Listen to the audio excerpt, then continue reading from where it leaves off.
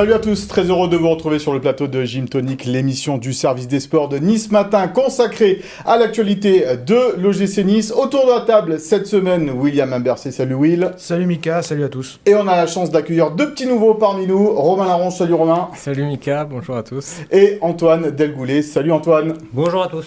Et notre invité cette semaine a porté les couleurs du gym. Il a été entraîneur également de l'OGC Nice. Eric Roy est avec nous aujourd'hui. Salut Eric. Bonjour messieurs, très content d'être là. Consultant pour France Télévisions et RMC Sport. Ouais, un petit peu on passe le temps. Hein. Il faut bien, il faut bien. Mais aussi ancien manager sportif de cette équipe du Racing Club de Lens. Et c'est aussi pour ça qu'on t'a invité Eric cette semaine pour parler de ce match à venir entre les 100 et Or et l'OGC Nice. Mais pas que, parce qu'au sommaire également de cette émission, un retour évidemment sur le match entre Nice et Rennes. Nice dégringole à la 5e place. Faut-il s'inquiéter? Ça sera le pour-contre de cette semaine. Un focus sur Amine Gouiri qui ne marque plus en Ligue 1, sans oublier vos rubriques habituelles. Le Zap Gym, le Souviens-toi, ce sera Antoine qui s'y colle cette semaine. Et en fin d'émission, un nouveau magnifique cadeau à gagner. Messieurs, on va d'abord commencer donc avec ce point du nul entre Nice et Rennes. Oui, logique ce match nul pour toi? Logique sur la physionomie du match, on va dire que quand même Rennes a été supérieur dans le jeu. La fin de match est clairement à l'avantage de Rennes. Après l'ouverture du score niçoise, le gym a subi et les changements ont fait du mal. La sortie de Delors a fait du mal, les entrants n'ont pas été bons, on le verra plus tard. Ça n'a pas été au grand plaisir du coach, mais voilà, Rennes en deuxième mi-temps a vraiment poussé. Benitez fait une parade sur fin de match face à Terrier, donc on va dire qu'un point c'est déjà bien. Antoine, William parlait de ses entrants et de Christophe Galtier qui avait été un peu en colère contre eux. On va rappeler qui est rentré Boudaoui, Lemina, Stengs et Guessant. Alors le coach a un petit peu adouci ça en disant que Lemina lui avait fait plutôt une bonne rentrée, mais c'est vrai que les autres, en particulier les joueurs offensifs, ça n'a pas été terrible. Non, ça n'a pas été terrible, mais enfin il a changé de système quand même. Il a enlevé un attaquant quand Nice a marqué. Et ensuite, ça n'a plus fonctionné du tout. Alors, est-ce qu'il faut mettre ça sur le dos des entrants? Je trouve ça un petit peu dur pour eux, parce que c'est peut-être le système en fait le nouveau système qui n'a pas fonctionné. Nice est passé à mon attaquant, a joué plus bas. Donc en jouant plus bas, ils ont peut-être trop subi. Et alors tout mettre sur le dos des entrants, c'est un peu dur. Alors, surtout qu'en plus, Stengs n'a joué que 3-4 minutes. Bon, il a fait un débordement, il a fait le mauvais choix à la fin, mais tout lui imputé alors qu'il était peut-être pas chaud. Je trouve ça un petit peu dur quand même. Romain, quand on est prétendant au podium et qu'on mène contre Rennes, qui est sur une dynamique de fou à la 67e minute, il faut savoir fermer, là, il faut savoir remporter ces matchs-là. Il faut savoir fermer, c'est sûr, mais si on retrace un peu en arrière, Rennes est resté sur 5 victoires consécutives, 18 buts marqués pendant ces 5 matchs. Donc c'était quand même une belle affaire de faire un match nul. Ils ont cassé une dynamique d'une équipe qui marchait sur l'eau, qui avait perdu sa dernière défaite, c'était au Parc. Donc c'était pas l'adversaire le plus facile. Nice-Rennes, Eric, tu as vu un peu ce match, qu'est-ce que t'en as pensé? Ce que j'ai trouvé intéressant, c'est que Christophe, quelque part, il a surpris déjà dans son 11. Il est parti vraiment avec 4 véritables attaquants, ce qui était assez rare parce que lui, souvent, il aimait bien avoir sur au moins un côté, un milieu de terrain qui donne un peu plus d'équilibre et donner un peu plus de consistance à son milieu de terrain. On sait qu'il le faisait quand il était à Lille avec Renato Sanchez notamment. Donc Boudaoui a été un peu son Renato Sanchez dans le début de saison à Nice. Là, le petit Thuram l'a été également.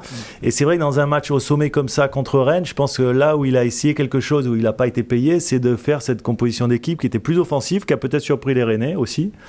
Et on va dire que paradoxalement, il a mené au score, ce qui est un peu le plus difficile quand même à faire dans ce genre de match, dans cette confrontation.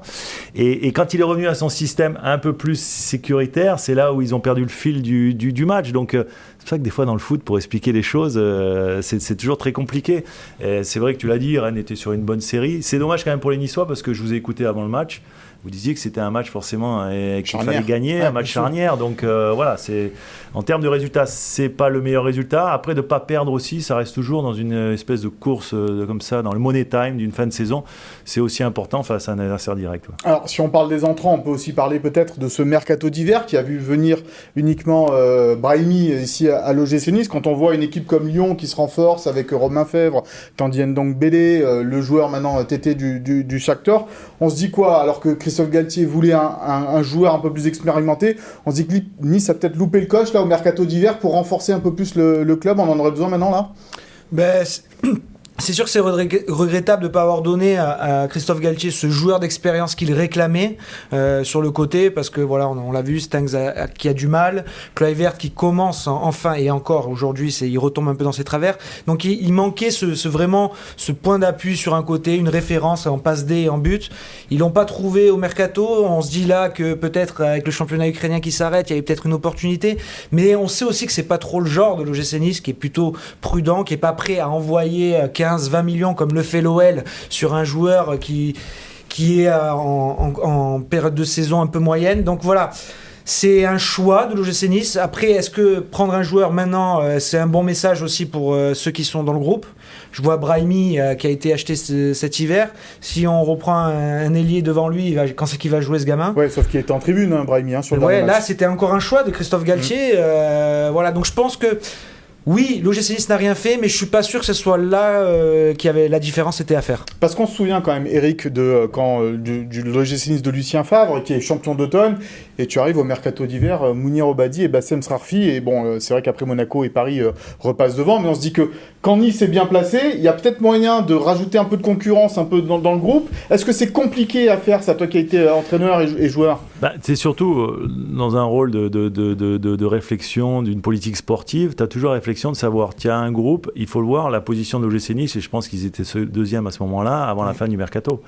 Tu as un groupe qui fonctionne assez bien, qui est bien équilibré, tu te dis qu'est-ce que tu peux améliorer, mais pour améliorer un groupe qui marche bien, où il y a une bonne homogénéité, où tu amènes un joueur supplémentaire, est-ce que ça ne peut pas déstabiliser le groupe? Voilà, c'est toujours cette réflexion-là que tu peux avoir, même si tu as beaucoup d'argent. Si tu fais venir un joueur à ce moment-là, c'est un joueur vraiment qui ne fait pas débat. Il faut que ça soit un joueur tout de suite qui arrive et qui... Est-ce que tu as les moyens aujourd'hui d'avoir un joueur qui ne fait pas débat au mercato d'hiver, où on sait que c'est un mercato qui est compliqué, c'est souvent un mercato d'opportunité, où tu as des joueurs qui sont en difficulté dans leur club ou des choses comme ça, donc c'est pas forcément un joueur qui va tout de suite s'imposer, qui va apporter un plus. Et quand on prend le petit Brahimi, c'est parce que c'est un jeune pour l'avenir. Donc là, c'est une opportunité de marché, tout simplement. Mais Nice n'avait pas les moyens de faire un Romain Fèvre, par exemple, Eric, ça veut dire ça, aujourd'hui? Alors qu'il y a Ineos quand même qui est derrière, quoi. Romain Fèvre, certainement. Ça peut être effectivement le profil qui aurait pu leur apporter quelque chose. Un manieur de ballon. C'est un garçon. Après, pour moi, alors, si on parle d'un joueur de couloir, c'est pas un joueur de couloir pour moi. C'est un joueur qui joue dans le couloir, mais qui est un joueur qui va être un joueur un peu hybride, qui va rentrer à l'intérieur. Mais pour moi, qui a de grandes qualités parce qu'il a un gros volume de jeu. C'est un garçon qui court, il peut jouer à plusieurs postes, il peut jouer dans un milieu à 3 aussi. Et donc, il aurait été forcément un joueur intéressant pour Nice. Après, est-ce qu'ils ont essayé de se positionner et qu'il a préféré à Lyon? C'est possible aussi. Ça, vous avez peut-être plus d'infos à l'intérieur du club que moi. Antoine? Non, moi je pensais que c'est un peu dur de tomber sur Fournier et le gym par rapport au mercato d'hiver. Comme disait Eric, déjà le mercato d'hiver, on ne sait jamais ce que ça va vraiment donner. Mais en plus, déjà, l'OGC Nice, il faut le remettre dans le contexte, n'a jamais eu un effectif aussi pléthorique et aussi important que cette année. Tous les postes sont doublés. Tous les postes sont doublés. Voilà, donc ça c'est ce qui est important. Ensuite, ce qu'il faut voir aussi, c'est que Fournier, ceux qui font le recrutement se sont dit Nice est deuxième à la trêve. Bon. Voilà, si ça continue comme ça, on est dans la bonne dynamique, pourquoi changer? Moi, j'imputerais plutôt les difficultés de l'OGC Nice, c'est déjà les cadres qui marchent moins bien, notamment un joueur comme Dolberg, on pensait qu'il allait se réveiller. Bon, on voit, c'est toujours 20 millions d'euros, on attend toujours un retour sur investissement. On en parle toutes les semaines de Dolberg ici, c'est le protégé de Will, mais bon, c'est vrai qu'en ce moment... Ça vient pas. Ouais, ça vient pas. Après, on a Gouiri, malheureusement... Il manque de régularité. On va en parler, ouais. Voilà, donc il y aura un thème là-dessus tout à l'heure. Et puis il y a des joueurs aussi qui n'ont pas progressé, comme Danny Luc. Danny Luc, moi-même, on pensait qu'il allait être là un petit peu pour suppléer Dante ou Todibo dans les moments importants, quand justement Dante était suspendu, etc. Et Danny Luc, il a joué, c'était surtout sur le côté droit, mais on sent que cette année, il n'a pas la progression qu'on attendait de ce garçon qui avait... Oui, mais il a été pas mal quand même sur le côté droit, notamment quand il a joué contre le PSG. Franchement, mais ça manque. Mais après, contre Marseille, il va se demander quel était le Neymar qui a joué contre Nice aussi, parce que j'ai vu qu'il n'arrivait même pas à le prendre de vitesse. Alors je me suis dit, là, il est vraiment. Après, le coach Galtier a préféré faire redescendre Rosario, par exemple, plutôt que donner sa chance à Danny pour abonder dans le sens d'Antoine. Non, puis voilà, c'est des joueurs qui jouent peut-être pas assez, mais moi je pensais peut-être Danny Luc, il aurait plus progressé encore cette année. Et puis il y a des joueurs, malheureusement, comme Claude Maurice, dont on attendait beaucoup, et qui est encore blessé sur le flanc, et voilà, donc on ne peut pas se servir. La problématique de l'équipe aujourd'hui, c'est que c'est une équipe qui est jeune encore. Et là, on parle de l'inconstance de Gouiri, de Stengs qui arrive et qui est souvent blessé et qui donne pas ce qu'on attend de lui, de Kluivert qui joue un match sur 5, on l'a vu flamboyant contre Marseille en Coupe de France, mais derrière on attend à ce qu'il soit plus souvent flamboyant en fait. Et cette inconstance-là qui est peut-être le tendon d'Achille de l'équipe. Quand tu rajoutes Dany Liu, quand tu enlèves Dante, ça te fait encore un jeune de plus. Donc je pense que Christophe, il aime bien aussi les joueurs qui sont matures, sur qui il peut se reposer. Donc certainement, il attendait un joueur d'une maturité supérieure pour pouvoir aborder en fait le sprint final, quoi. Alors puisque vous l'avez évoqué, on va évidemment aborder le dossier d'Amine Gouiri. On va voir un petit peu ses dernières stats, Amine Gouiri, parce que c'est vrai qu'il marque le pas en Ligue 1, il ne marque plus et il marque le pas également pour Amine Gouiri. C'est un joueur, voilà, on l'aime beaucoup Amine Gouiri parce qu'il a fait beaucoup de différences, mais quand on voit son dernier but dans le jeu remonte au 9 janvier, le déplacement à Brest, il y a eu ensuite le penalty, la Panenka face à Metz, il a marqué certes en Coupe de France. Alors son total de buts, oui, c'est bien, 28 buts inscrits à l'OGC Nice en 75 matchs, mais est-ce que là, pour le coup, il n'est pas un peu trop dans le dur, Amine Gouiri? Il ne faudrait pas qu'il se fasse un petit peu violence à un moment donné. On a l'impression que le repli défensif que lui réclame sans cesse Christophe Galtier, on en parlera, ouais. Voilà, lui est rentré un peu dans la tête et c'est vrai que peut-être sur le terrain, il se concentre davantage sur son repli et il perd en lucidité quand il a le ballon.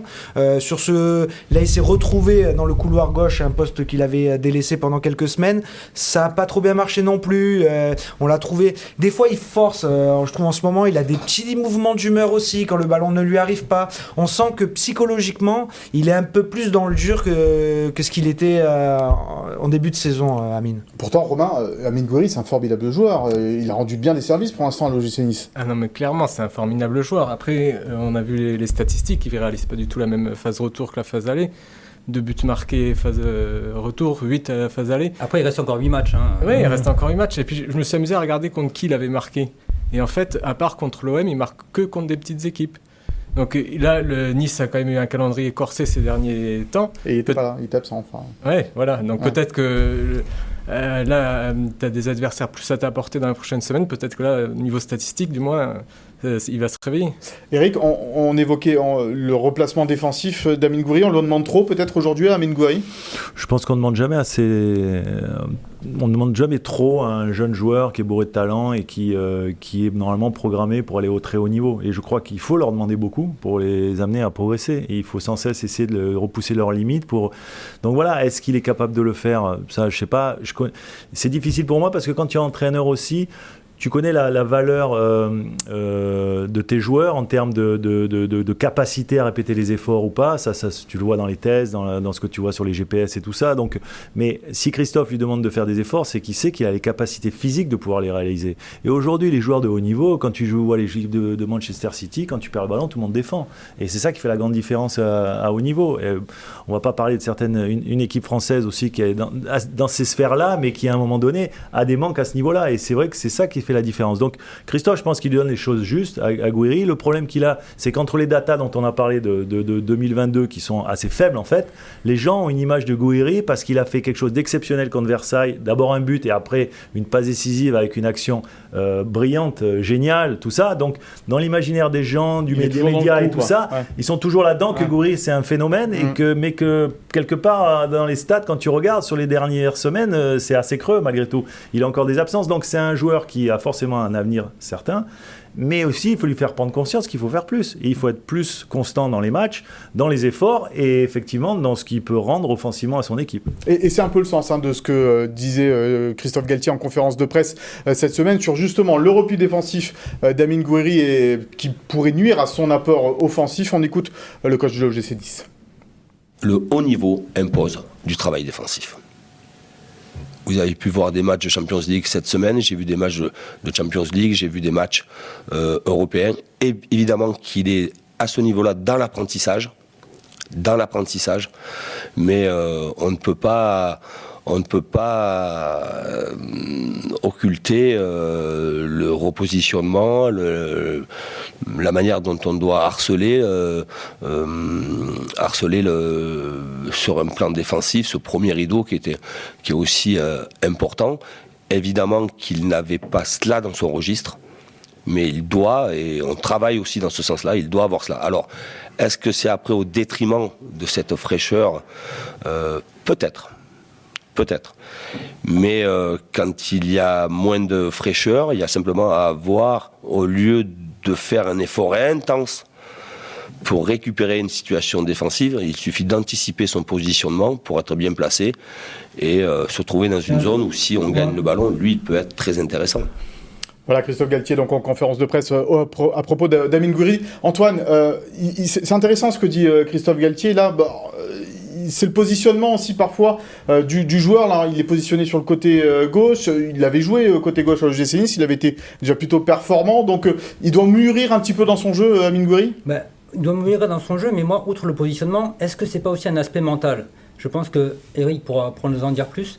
Est-ce que je me demande si inconsciemment, quand il fait de super gestes comme contre Versailles ou contre Clermont, match aller, des buts magnifiques, on a l'impression peut-être que inconsciemment il va se reposer un peu sur ses lauriers, on va dire oh là, Amine quel joueur, etc. Et est-ce que ça joue pas inconsciemment sur son mental ? Certainement, mais il y a aussi quelque chose d'intéressant. Alors Christophe parle de replacement, d'efforts défensifs. Alors moi, ça n'aurait pas été ce serait pas le terme que j'emploierais avec les joueurs. Parce qu'en fait, les efforts que tu fais là, c'est pour que tu puisses attaquer mieux derrière. Et donc, c'est des efforts presque offensifs. Parce qu'en fait, ton attaque, elle repart quand tu as récupéré le ballon. Donc, tu peux même considérer que la transition où tu l'as perdue et où tu vas travailler pour la récupérer, c'est l'attaque qui redémarre. Parce que si tu la récupères très rapidement, tu vas être en situation beaucoup plus avantageuse et beaucoup plus près du but adverse pour être décisif tout de suite. Et en plus, tu sais que tu as un adversaire, quand il a récupéré le ballon, il s'expose un peu parce qu'il s'écarte, il essaie de trouver des solutions pour ressortir. Et si là, tu vas faire les efforts et que tu récupères le ballon, là, tu vas être très, très dangereux. C'est pour ça que les joueurs, il faut arriver à leur changer le cerveau en leur faisant comprendre le travail qu'ils vont faire là, ils vont pouvoir en bénéficier après offensivement. Quand j'ai été entraîneur, moi, à Nice, et j'ai eu cette chance-là d'avoir Loïc Rémy, la seule chose que je demandais à Loïc, parce que c'était un attaquant qui était bien au-dessus du niveau, parce qu'on va se rappeler que nous à l'époque on avait le plus petit budget, on se battait pour se maintenir, mais Loïc était déjà un attaquant de haut niveau. La seule chose que je lui demandais, je dis Loïc, sois généreux et tu seras récompensé, sois généreux pour l'équipe et tu seras récompensé. Et c'est souvent le cas, quand un joueur est généreux pour l'équipe, pour le collectif, il est souvent récompensé derrière par des buts, des passes, parce que les autres jouent pour lui aussi. Will, Nice réussira sa fin de saison si Amine Gouiri recommence à marquer des buts? Il recommence à marquer des buts, ou du moins à être décisif, à être passeur. C'est lui qui avait fait marquer Kasper Dolberg contre Versailles. C'est lui qui peut relancer aussi Kasper, qui peut donner des bons ballons à Andy. Je pense que, pour revenir à ce que disait Antoine sur le plan mental, je pense pas que ce soit se reposer sur ses lauriers. Je pense que c'est plutôt faire quelque chose qu'il n'aime pas du tout. Il n'a jamais caché, il n'aime pas défendre. Ça a été depuis sa jeune carrière, son enfance, toujours le défaut qu'on lui rabâchait. Amine, il faut défendre, Amine, il faut défendre. Aujourd'hui, Galtier hausse le ton, il est un peu plus dur avec lui. L'a mis sur le côté quand vraiment il estimait qu'il fallait le faire. Donc voilà, je pense que il doit digérer cette étape nécessaire à sa progression. Et il y a d'ailleurs eu une discussion entre Amine Gouiri et Christophe Galtier, nous l'avouait le coach de l'OGC Nice ce vendredi matin avant l'entraînement. Alors messieurs, on a dressé un tableau, on avait été des fois plus de 10 dithyrambiques sur l'OGC Nice lors de ces dernières émissions, et du coup le pour-compte de cette semaine, c'est Nice 5e, Nice a dégringolé à la 5e place. Est-ce qu'il faut commencer à s'inquiéter? Tu disais, Eric, tout à l'heure, de ton temps, on jouait le maintien. Nous, on commence à s'inquiéter quand Nice joue 5e. T'as vu, ça a bien changé quand même. Non, mais c'est bien. Ça veut dire que forcément, ça a évolué plutôt dans le bon sens. Bon, alors, le pour-compte de cette semaine, c'est entre Will et Antoine. Honneur au petit nouveau. Antoine, faut-il s'inquiéter pour l'OGC Nice 5e au classement? Alors, faut-il s'inquiéter? Moi, je dirais oui. Alors, pour plusieurs choses. Et notamment, déjà, c'est pour la dynamique. La dynamique actuelle, comme William l'avait marqué dans le journal en début de semaine, c'est 9 points. 9 points sur les 8 derniers matchs. Alors, de tous les prétendants au podium, c'est la plus mauvaise. Donc, les autres sont largement au-dessus. Que ce soit Marseille, qui est à 16, Rennes à 19, Strasbourg à 16, Lille 15 et même Monaco qui a 14 points sur les 8 derniers matchs. Donc ça, déjà, c'est inquiétant. La dynamique n'est pas là. Ensuite, la deuxième chose, c'est l'attaque qui marque très peu.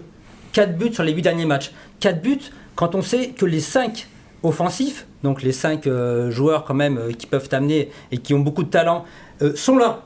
Stengs, Kluivert, ils sont là. Delors, Dolberg et Gouiri, c'est quand même des attaquants de grand talent.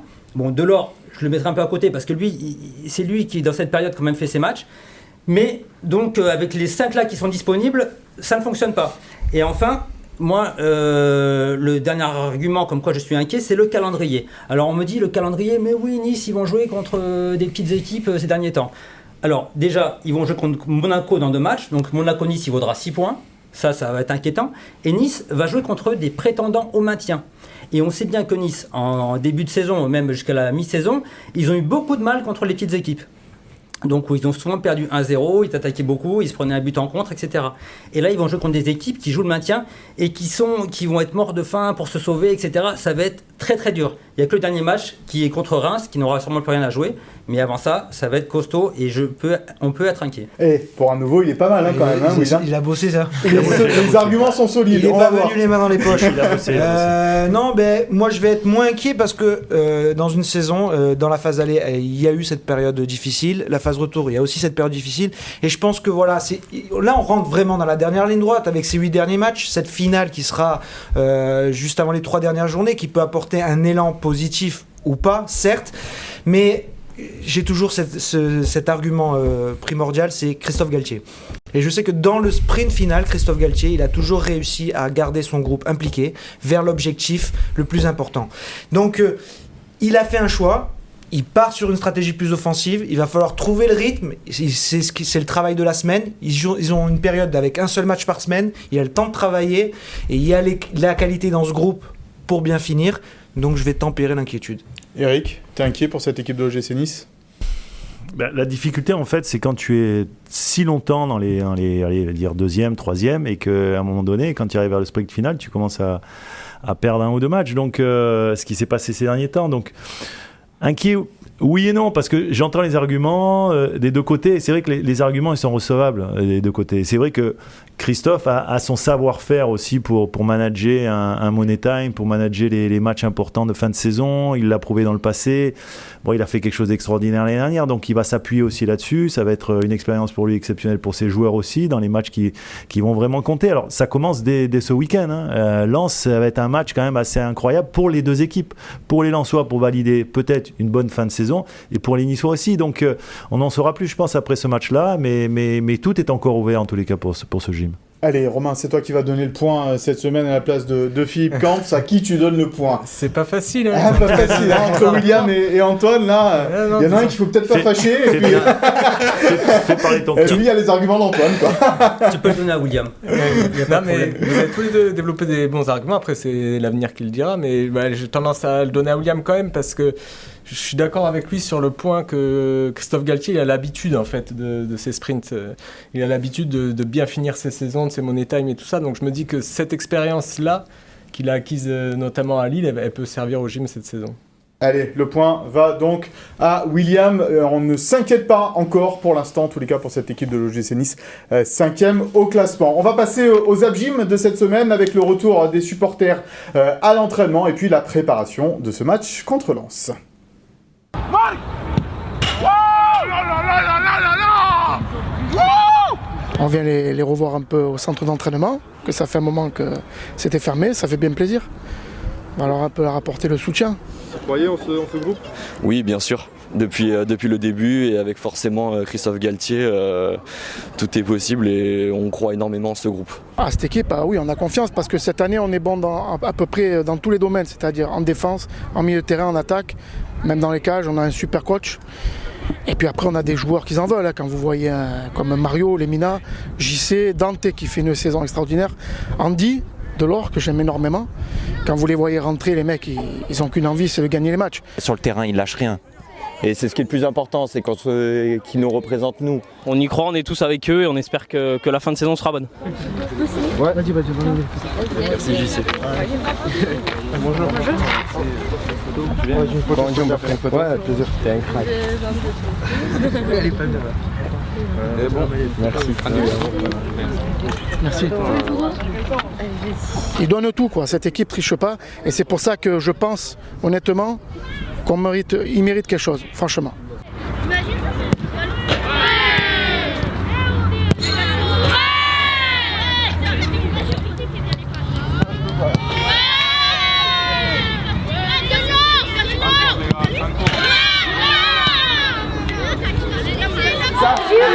Voilà, t'es bien ça a fini le foot. Ah non, ça a fini un peu.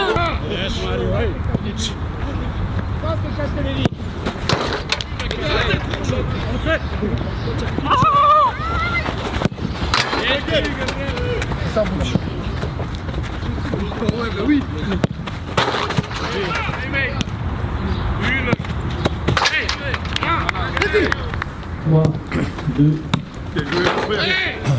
Allez, on l'a vu dans ce Zap Gym, les Niçois qui à l'entraînement marquent des buts, les joueurs offensifs. Ils en marquent des buts. Voilà, ils en marquent des buts de Zap Gym que vous pouvez retrouver en long et en large sur les médias de l'OGC Nice. Alors, on a vu les Aiglons donc préparer ce match face à Lens. William, avec un Nice, encore une fois, qui aura une volonté offensive. On fera la compo probable tout à l'heure, mais il y a une vraie volonté maintenant de Christophe Galtier sur la fin de saison d'aligner ses meilleurs joueurs offensifs. Il avait déjà annoncé il y a à peu près un mois et demi, qu'il avait dans l'idée, quand il récupérera son effectif au maximum, de jouer plus offensif. Et je pense que la première mi-temps à Marseille lui a encore renforcé cette conviction, la période de disette offensive encore plus, et donc voilà, il a fait ce choix contre Rennes. Je pense que c'était le bon moment parce qu'il y avait un vrai rapport de force face à la meilleure attaque du championnat, donc c'était où tu sors l'artillerie lourde et tu peux faire un vrai rapport de force, ou tu subis.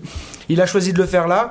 Après, ça se voit quand même que c'est quelque chose qui est un peu innovant dans cette formation, qu'il va falloir digérer, qu'il va falloir trouver des automatismes. L'association Dolberg-Delors, elle avait déjà eu lieu en début de saison, ça n'a jamais vraiment bien fonctionné, même si Andy Delors a déjà été passeur décisif pour Kasper Dolberg à Nantes notamment. Donc ça se travaille, mais il n'a pas le choix. C'est la ligne droite, dernière ligne droite, il faut marquer des buts, et il y a les arguments aussi pour. Eric, Nice tourné vers l'offensive, mieux vaut tard que jamais dans cette fin de saison, on a envie de dire ? Je suis pas sûr, parce que c'est toujours pareil. S'il suffisait de mettre beaucoup d'attaquants pour marquer beaucoup de buts, tout le monde jouerait avec 7-8 attaquants. De toute façon, ce serait bien connu. Donc, c'est toujours pareil. C'est une question d'équilibre. Et je pense que Christophe, il a toujours su trouver.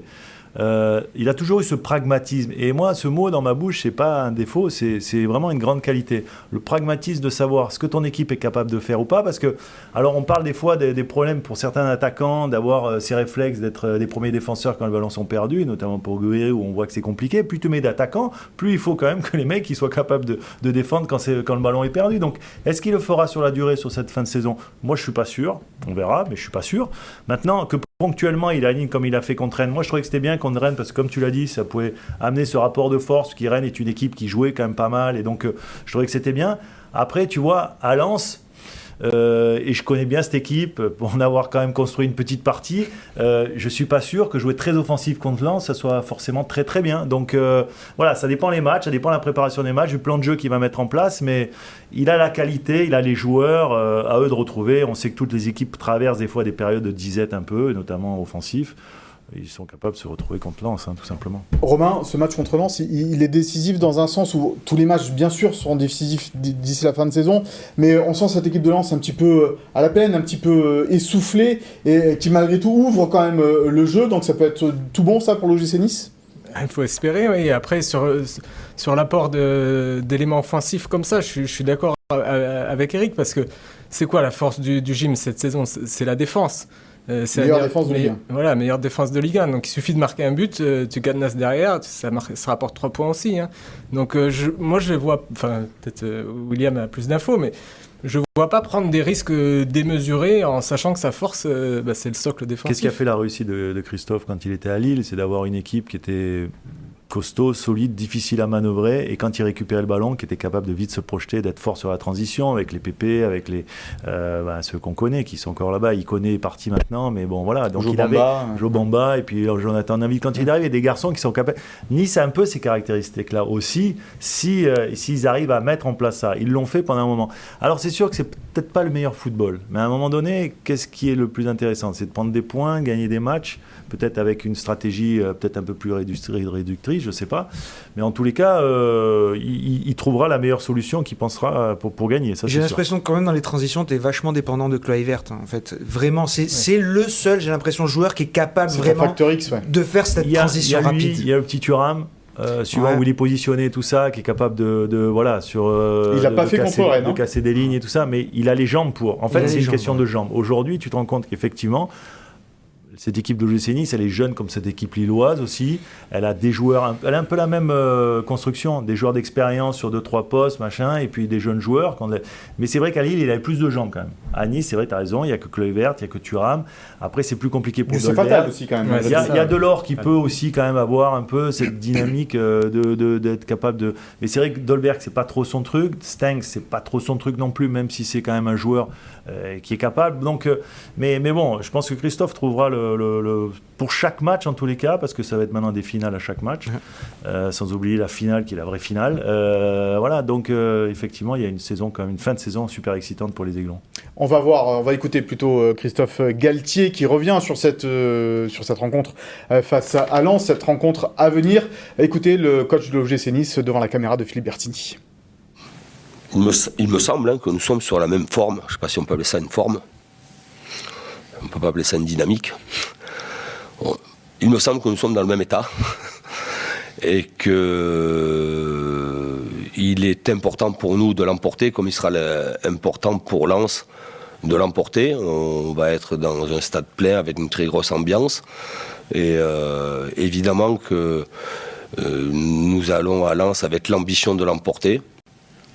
Et qu'un résultat positif serait vraiment le bienvenu pour continuer à se projeter vers le haut du classement. Voilà, et après on a un calendrier avec une semaine, on a 7 jours où on a 3 matchs, on va recevoir 2 clubs qui se battent pour le maintien, il va y avoir le derby Monaco qui est encore en course pour les places européennes. Évidemment que c'est un match important et il serait de bon augure de l'emporter, oui, évidemment.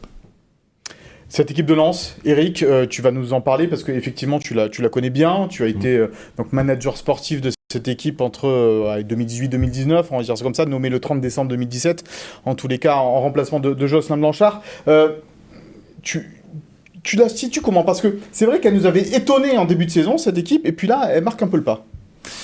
Je la situe comme une bonne équipe de la Ligue 1 qui pratique un bon football et qui fait plaisir à voir jouer en tous les cas. Parce que c'est une équipe qui va de l'avant, qui est généreuse et tout ça. Donc en fait, elle colle bien à l'image et aux valeurs du Racing Club de Lens, de son stade, de son public et tout ça, parce que c'est un public et c'est un stade qui veut des joueurs généreux. Donc ça colle bien. Et je trouve que c'est toujours important d'avoir quand même, d'arriver à donner une identité d'équipe qui colle à l'identité du club, quoi. Donc, c'est ce que veut faire Nice aussi. Donc par rapport à ça, je trouve que c'est bien. Après, c'est une équipe qui, malgré tout, et les gens oublient rapidement d'où on vient. Hein. Il y a 3 ans, ils étaient presque en 3e division, enfin en nationale. Et là, aujourd'hui, même là-bas, pour encore avoir beaucoup de contacts, maintenant qu'ils sont 10e, les gens, ils font un peu la gueule. Mais c'est fantastique qu'ils soient 10e aujourd'hui d'où ils arrivent, avec les budgets qu'ils ont. Donc... mais bon, on en veut toujours plus et c'est normal. Maintenant, c'est une équipe qui a perdu 22 points dans la saison quand même à domicile, qui est quelquefois un petit peu en difficulté face à des équipes qui sont très bien organisées et qui les prennent en compte, parce que c'est une équipe, comme elle est généreuse, elle s'ouvre un peu, elle manque un peu des fois de structure et d'équilibre, et heureusement qu'ils ont le petit Tchèque Doucouré qui lui garde un peu la position, parce que Fofana est un joueur qui va beaucoup vers l'avant, mais qui ne va pas beaucoup vers l'arrière, donc c'est aussi quelquefois, même si c'est un joueur fantastique. Donc voilà, c'est une équipe généreuse et qui quelquefois peut se retrouver en difficulté parce qu'elle laisse pas mal d'espace. Donc je pense aux Niçois d'en profiter, quoi. Il y a un ancien Niçois aussi là-bas, Ignatius Ganago, voilà, qui marche pas très très fort là, qui revient un peu de... Il a été avait une blessure. Oui, il avait une blessure, là il a fait 2 matchs. J'ai vu le match contre Strasbourg dimanche, et il n'a pas touché beaucoup de ballons. On espère que ça va encore rester un match comme ça, quoi. Romain, cette équipe de Lens, comme le disait Eric, elle est généreuse et elle paye ça un peu aussi aujourd'hui. Donc ça veut dire que pour l'OGC Nice, il y a moyen, en étant bien organisé, comme le dit Eric, d'aller faire quelque chose ? C'est justement ce que je me disais en l'écoutant, en fait. Et c'est peut-être là la clé. Essayer d'attendre derrière, enfin attendre un peu plus pour l'OG, mais c'est de profiter des contres. En plus, il y a qu'elle s'essouffle, cette équipe. Klose qui monte beaucoup aussi sur le côté. C'est pas forcément être derrière et attendre, mais en tous les cas d'avoir un bloc médian et de bien organisé, et à la récupération, d'être capable de leur poser des problèmes. Ils ont des joueurs, des pistons sur les côtés, dans les couloirs, qui vont très très haut, qui sont intéressants parce qu'offensivement, Frankowski et Klose sont très intéressants offensivement, mais défensivement, ils ont quand même quelques lacunes, même Klose, qui est maintenant international. Après, c'est une équipe quand même qui est à la croisée des chemins, parce que c'est la 2e saison en Ligue 1 où ils ont été sur le devant de la scène. Il y a beaucoup de joueurs qui se sont mis en évidence, et il y a beaucoup de joueurs qui ont aujourd'hui, je pense, la tête ailleurs, parce que Klose, Il sait qu'il va partir certainement dans un grand club, qu'il va partir pour un gros transfert. Fofana, idem. Le petit Doucouré est très suivi aussi. Le petit Kalimundo qui leur appartient pas, qui appartient au PSG, mais sait qu'il va être sur d'autres cieux dans d'autres cieux l'année prochaine. Donc c'est toujours la problématique d'une équipe qui peut-être n'a pas la même vision collective pour finir bien la saison. Et ça, quelquefois, tu peux le payer dans les matchs, et notamment dans une force collective qu'ils ont souvent démontrée et qui peut-être aujourd'hui s'est un peu effritée, quoi. Ça sera à Nice d'en profiter effectivement. Oui, là on va passer à la compo probable de cette équipe de l'OGC Nice face au Racing Club de Lens. Peu de changements, j'ai envie de te dire, peut-être juste au milieu de terrain, c'est ça un peu ? Ouais, peu de changements parce que, voilà, comme je le disais tout à l'heure, Christophe Galtier veut rester dans cette dynamique très offensive. Donc il devrait garder sa défense déjà avec Benitez, Attal à droite qui sera vraiment peut-être l'élément décisif de cette fin de saison aussi. On le voit, l'apport qu'il peut avoir offensivement. Todibo Dante, une charnière qui ne bouge pas. On retrouverait donc Melvin Bard qui tient plutôt la barre à gauche. Sans mauvais jeu de mots. Au milieu de terrain, tu vois vraiment pas ma vie là pour le coup. Non, parce que je trouve que Barre a encore été solide contre Rennes. Je trouvais déjà que c'était un choix de Christophe Galtier de faire confiance encore à Melvin, et il a été plutôt bon contre Rennes, avec un schéma où c'est Attal qui se projette et Barre qui compense. Je pense que c'est la bonne formation. Au milieu de terrain, c'est là que probablement Christophe Galtier va un peu densifier dans le duel physique avec la paire Lemina-Rosario pour pouvoir vraiment laisser les offensifs s'exprimer, avec Kluivert à droite, Gouiri à gauche et Delors-Dolberg devant, en espérant enfin un but de Casper. Elle te plaît cette compo, Eric? Alors tu n'es pas coach de l'OGC Nice, mais avec les éléments que tu as... Il y a des suspendus, des blessés. C'est Schneiderlin qui est blessé, toujours. Pas Thuram. Et Thuram est disponible, mais il n'a pas été super face à Rennes. Non, mais c'est vrai que sur un match à l'extérieur... Nice est plutôt convaincant à l'extérieur et Lens a plutôt des problèmes à domicile, donc c'est ça qu'il faut aussi espérer qu'il y ait un bon résultat au bout. Alors moi, si je prends ma casquette de coach, sans voir les entraînements, et c'est toujours beaucoup plus facile, ou plus compliqué, mais c'est vrai que je mettrais quand même Thuram, je l'insérerais dans le milieu de terrain, même s'il est sur le côté, que c'est pas vraiment son poste, mais on sait qu'il peut rentrer à l'intérieur.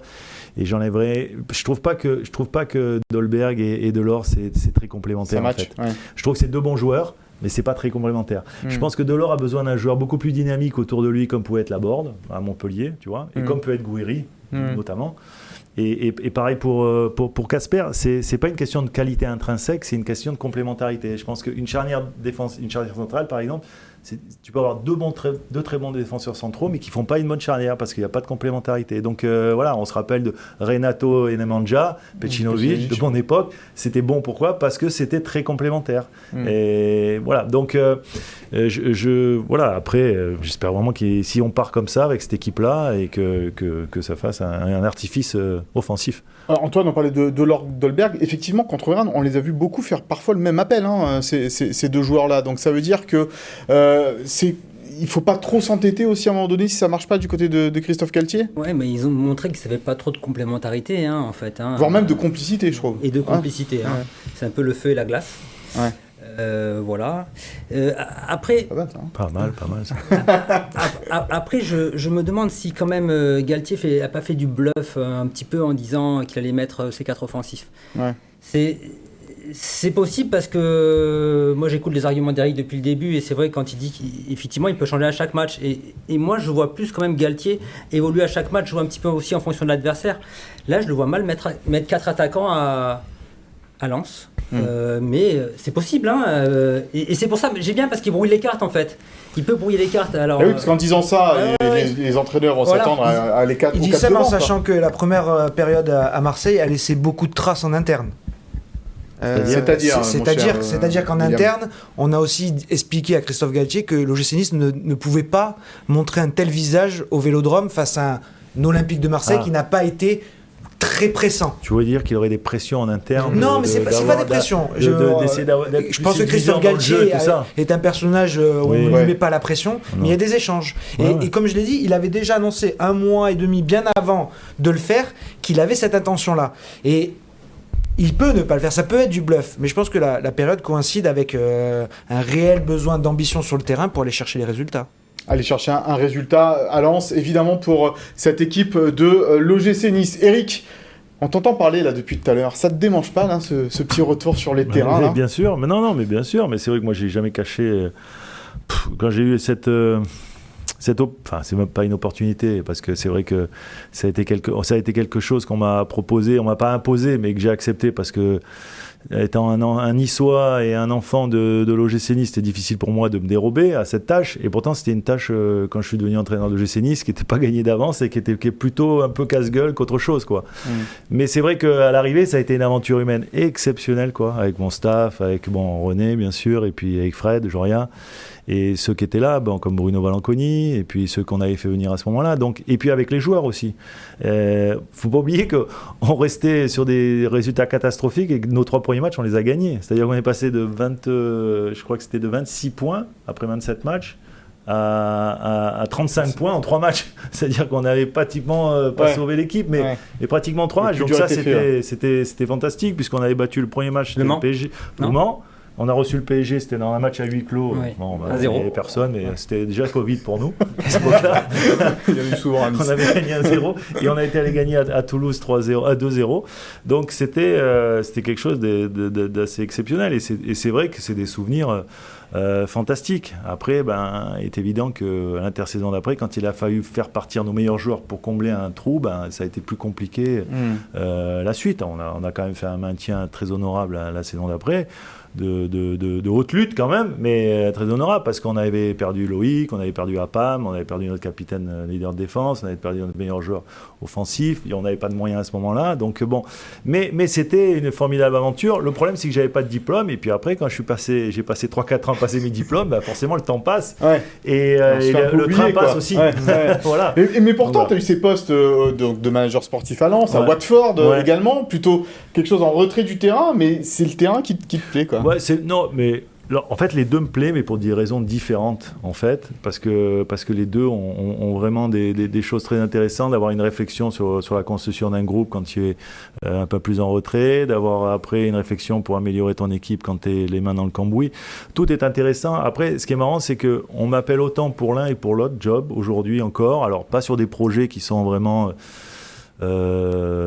qui te font pas réfléchir, comme quand Lens m'a appelé, parce que quand un grand club comme Lens t'appelle, même s'ils sont dans une grande difficulté, tu sais quand même que c'est un club et un potentiel extraordinaire, et aussi en train de le prouver.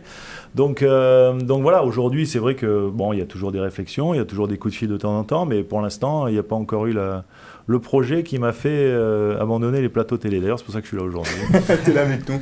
Et on est très content que tu sois là avec nous, Eric. Le départ de Nice, le départ de Lens, ça a été c'est 2 cas différents, hein, bien sûr, mais ça a été un peu douloureux pour toi, ça l'est encore aujourd'hui? Non, très, très différent. Vous savez, Nice, j'en ai fait mon deuil. Ça a été une période, c'est vrai, difficile.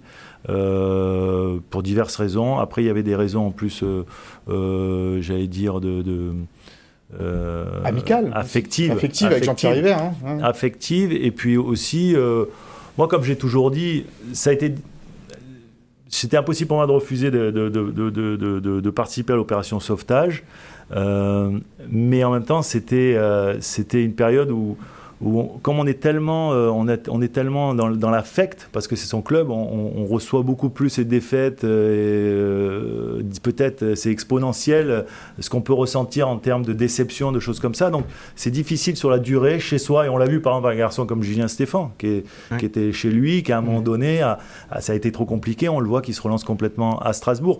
J'aurais bien aimé avoir une autre aventure en tant que coach dans un autre club ailleurs, où tu es un peu déconnecté justement du quotidien, où quand tu sors dans la rue, tu connais le gars que tu rencontres, l'autre, tu connais tout le monde. Donc c'est ça qui est un peu plus compliqué à gérer aujourd'hui. Parce qu'entraîneur de l'OGC Nice né à Nice, il n'y en a pas eu beaucoup, hein. Non, c'est bien, j'étais le seul. Voilà, c'est ça. Déjà joueur, c'était bien. Déjà joueur. Directeur sportif. Oui, mais c'est aussi, comme tu dis, une énorme pression aussi. C'est pour ça aussi, parce qu'ils avaient peur que je devienne président, peut-être qu'ils m'ont fait partir. Tu dis que tu as fait le deuil de Nice, mais alors maintenant, comment tu vis les matchs en tant que supporter? Non, j'ai fait le deuil de mon départ. Voilà, parce qu'à un moment donné, c'est vrai que tu peux pas ressasser toute ta vie le fait que tu trouves que c'est injuste, pas injuste. Enfin, je sais pas, de la manière dont je suis parti, ça c'est chacun le ressent personnellement. J'ai fait le deuil de ça. Après, j'ai eu 2-3 aventures dans d'autres clubs. Bon, c'était des autres aventures. Alors c'est vrai que là, je suis parti en très bons termes, mais pour des raisons financières d'un plan social, parce que c'est un club, et on en parlait en dehors de l'antenne, qui perdait énormément d'argent par rapport chaque année, même si les résultats étaient corrects. Donc voilà, mais Watford, c'était encore autre chose, et c'était une autre aventure, dans un club encore complètement différent et dans un championnat complètement différent. Mais c'est vrai que moi, quoi qu'il arrive, où que j'aille, je reviens toujours à Nice parce que c'est chez moi, j'ai ma maison, j'ai ma famille, j'ai mes amis, donc c'est chez moi. Donc c'est vrai que je vais au stade comme un supporter lambda, voir des matchs. Et la difficulté que j'ai, c'est quand je commente l'OGC Nice, parce que c'est difficile en tant que, j'allais dire, le commentateur vedette de France Télévisions, d'être affiché supporter niçois. Et quand je fais Nice-Marseille, alors là, c'est pire que tout. Ah bah oui, parce que les uns te disent t'es pro-niçois, les autres te disent t'es pro-marseillais. J'ai reçu sur mon Instagram 4, je pense, mots d'insultes de supporters niçois qui m'ont dit c'est scandaleux tes commentaires pro-marseillais, et 4, mais c'est marrant parce que 4 et 4, et 4 insultes de marseillais qui m'ont dit c'est scandaleux tes commentaires pro-niçois. Avec les mêmes commentaires. Donc ça, c'était quand même assez fantastique. Et parce qu'on rappelle, avec l'OM, tu as joué une finale de Coupe d'Europe en particulier. Oui, bon, et puis c'est un club aussi, forcément. Alors, oui, on vit dans une ville, on grandit dans une ville, on grandit avec son club. Moi, c'est vrai que j'étais un enfant du Ray, mais l'ancien Ray, la tribune officielle, elle était du côté des tennis, du TCM. Donc, pour vous dire, mais c'est vrai que après, on fait sa carrière, et partout où je suis allé jouer, je me suis identifié dans les clubs dans lesquels j'ai joué, et j'ai pris du plaisir pour jouer pour ces couleurs aussi, parce que c'est notre métier, et c'est notre vie, et c'est notre passion. Donc, quand je commente l'OM, mais après, ça n'empêche pas qu'au fond de moi, je suis quand même un Niçois, et que l'OGM, ça a été mon premier maillot, quoi. Et tu as le cœur rouge et noir. Tu vas la commenter, cette finale de Coupe de France, justement, sur France Télé? Je vais la commenter. Alors, la petite anecdote qui est sympa, c'est que Fabien Lévesque, mon alter ego de journaliste, lui, c'est un Nantais.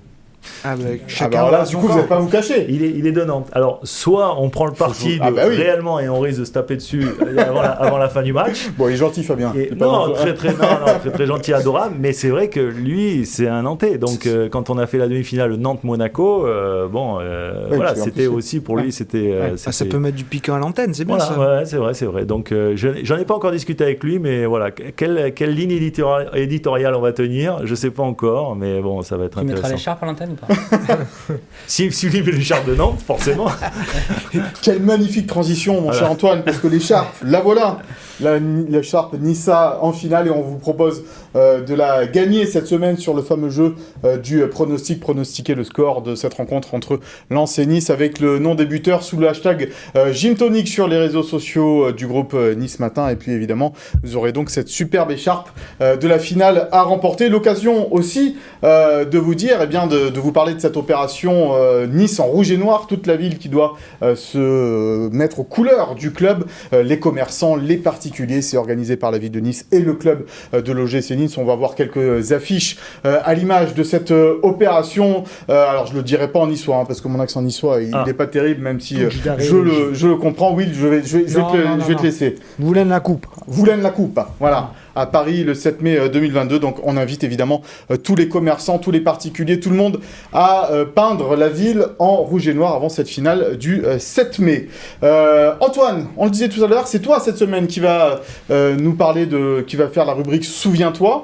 Et on va parler du jour où Lens a sauvé cette équipe de l'OGC Nice. Raconte-nous ça, le club même. Et oui, c'était il y a 20 ans, en 2002, donc il faut se remettre dans le contexte. Dans le contexte, à l'époque, l'OGC Nice acquis sa montée en Ligue 1. Sur le terrain, sportivement. Et malheureusement, dans les coulisses, on sait bien que les investisseurs de l'époque n'avaient pas les fonds nécessaires pour monter en Ligue 1. Donc, dans ce cas-là, Nice avait été rétrogradé en national. Par la DNCG. Tout à fait. Et donc, il y a des investisseurs niçois qui se sont battus pour récupérer le club, donc Gilbert Stellardo, Maurice Cohen. Il y avait aussi Jean-Claude Perrin, qui venait de Lyon, qui est un investisseur, qui a mis 1,5 million d'euros. Et Louis Baccaglioni. Jean Bessy, Florian Nattori. Voilà. Alors, le problème, c'est qu'il y a eu un petit peu des investissements, mais l'OGC Nice manquait de liquidité. Et Gervais Martel, donc le président à l'époque du RC Lens, donc je rappelle le contexte du RC Lens aussi à l'époque, c'était en 2002, Lens était deuxième du championnat et en Ligue des Champions. Donc ils avaient de l'argent, des moyens. Voilà. Ils avaient les poches pleines.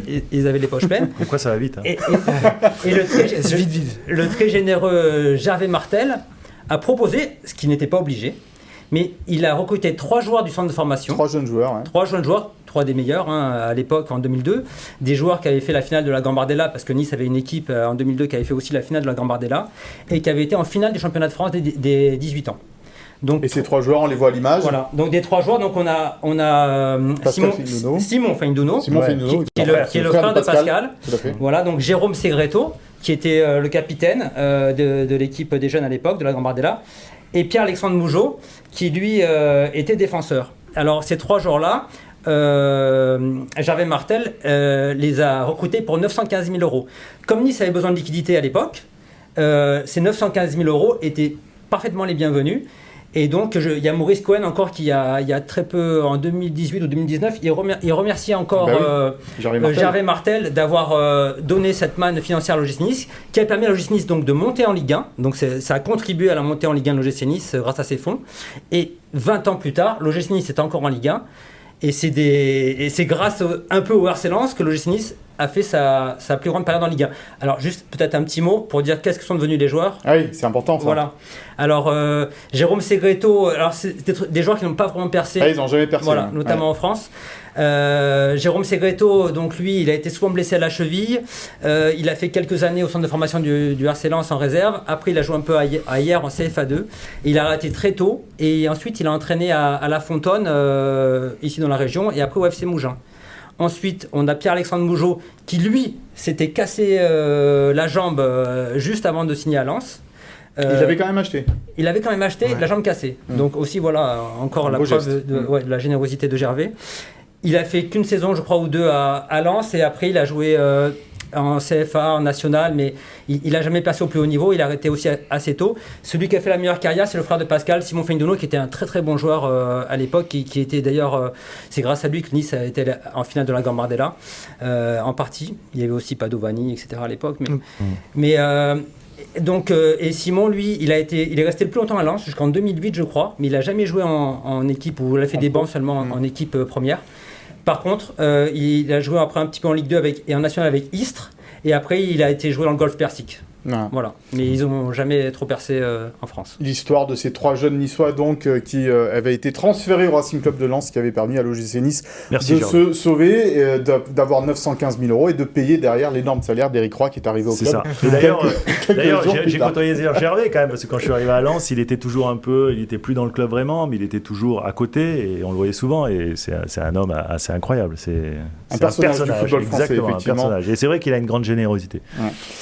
Messieurs, merci beaucoup d'avoir été avec nous. Eric, merci. Alors, on ne pourra pas t'écouter parce qu'on sera au stade, nous, pour la finale de la Coupe de France. Ah oui. Donc, du coup, on se fera le replay pour savoir si ça a été chaud. Ouais. Je serai à côté de vous. Oui, c'est vrai que pas très loin. Ouais, ce sera pas loin. Donc, on tendra peut-être une oreille, voir comment ça se passe. On surveillera. S'il y a des buts de Nice, vous m'entendrez peut-être. Après, si c'est des buts de Nantes, vous risquez d'entendre l'autre. C'est ça le problème. On entendra ton duel, en tous les cas, avec Fabien Lévesque. Merci beaucoup, en tous les cas, d'avoir été sur ce plateau. Plaisir. Tu reviens quand tu veux. Messieurs aussi, vous revenez quand vous voulez. La semaine prochaine. Et Antoine, Will, tu seras là également la semaine prochaine. On salue Philippe et Vincent qui sont au repos. On va dire ça comme ça. Voilà. On les a mis sur le banc.